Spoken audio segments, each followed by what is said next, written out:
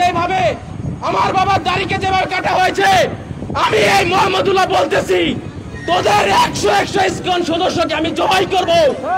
আমার বাবাকে তোরা যেভাবে বুকের ভিতরে এরকম নিরীহ মানুষটাকে লাথি মেরেছিস, তোদেরকে বলতেছি তোদেরকে আমি জবাই করব। এই বাংলা দাঁড়িয়ে আমি বলতেছি, মোদি, আমার বাবাকে তোরা যেভাবে উলঙ্গ করেছিস, আমি তোর পুঁতি খুলবো, ওকে জবাই করবো। আমি মোহাম্মদুল্লাহ বলতেছি, আমার বাবাকে তোরা যেভাবে ভারত পাচার দ্বারা করেছিস, তোদেরকে ভারতের ওই শিকড় থেকে পায়ে ফেরি বেঁধে গাজওয়াতুল হিন্দের সৈনিক হিসেবে যে তোদেরকে নিয়ে আসবো ইনশাআল্লাহ। এই বাংলায় তোদেরকে জবাই করা হবে, এই বাংলায় তোদেরকে জবাই করা হবে ইনশাআল্লাহ। আমার বাবাকে ওরা গত 21 তারিখে আমার বাবা সকালে আজকার আদায় করার পর 7টার দিকে হাঁটতে বের হয়েছিল। ওরা মাজুখান বাজার, গাজীপুরে মাজুখান সবাই ছিলেন, ওই মাজুখানে ওই জায়গায় 7টার দিকে কোনো দোকান খোলা থাকে না। ওরা 5 মিনিটের ভিতরে একটা অ্যাম্বুলেন্স ভাড়া করে আমার বাবাকে সরাসরি চাপ মেরে গাড়ি থেকে নেমে বাবার মুখে রুমাল ধরা হয়। তারপরে বাবা যেন রুমাল থেকে মুখ সরাতে না পারে, সেজন্য বাবার পিছে বাবার ব্রেন টিউমারের সিরিয়াস অপারেশন হয়েছে। ডাক্তার বলছে এখানে যেন আঙ্গুলের ইশারাও না লাগে। ওরা ওইখানে এরকম ভাবে জোরে জোরে 3টা থাবর মারছে আমার বাবাকে। আমার বাবাকে থাবর মারার পর আমার বাবা আর সইতে পারে নাই।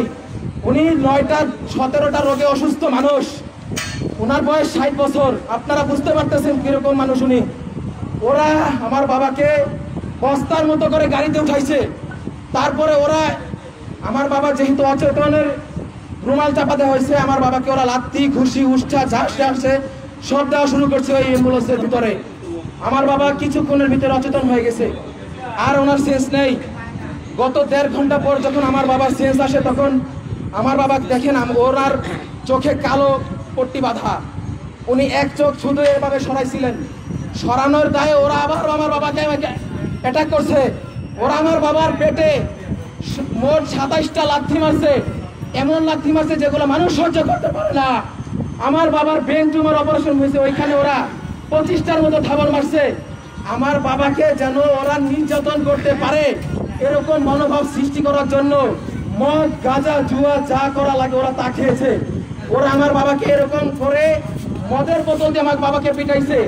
তারপরে আমরা যখন এই মুফতি আতাউর রহমান বিক্রমপুরী হুজুরের সম্মান শরণাপন্ন হই, আমরা যখন লাইভে যাই, বাংলাদেশ যখন উত্তাল হয়ে যায়, ওদের টনক নড়ে যায়।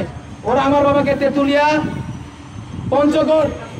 পঞ্চগড় হেলিপ্যাড নামক একটা জায়গায় উলঙ্গ অবস্থায় আমার বাবাকে শিকল বেঁধে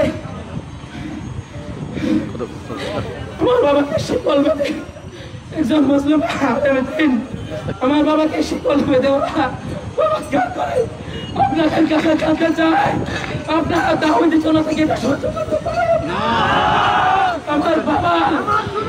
আমার বাবাকে যেন আমার বাবা এরকম ভাবে মজলুম হয়েছে, এটা তারা আপনারা শিক্ষা নেন। এরকম ভাবে অন্য কোন ওলামায়ে কেরাম আমার বাবা যেন এরকম না হয়, আমি ওনার ছোট ছেলে হিসেবে বলতে চাই। এই সরকারের কাছে এই দাবি নিয়ে করতেছি, অবিলম্বে ইসকনকে এই বাংলাদেশ থেকে হটা।